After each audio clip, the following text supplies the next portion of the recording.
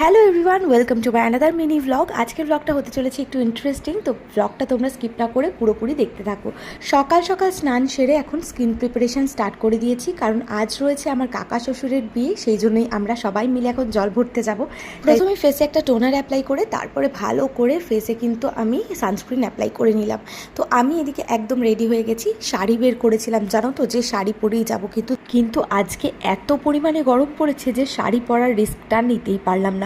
আমাদের জল ভরতে যাওয়ার প্ল্যান ছিল সকাল 9:30 থেকে 10টার মধ্যে, কিন্তু কালকে রাত্রিবেলা পাওয়ার কাট হয়েছিল, প্রায় 2:30-3টে নাগাদ কারেন্ট এসেছে। সেই কারণে না সবার ঘুম থেকে উঠতে লেট হয়েছে, আর এখন আমাদের জল ভরতে যেতে যেতে বেজে গেছে প্রায় 12টা।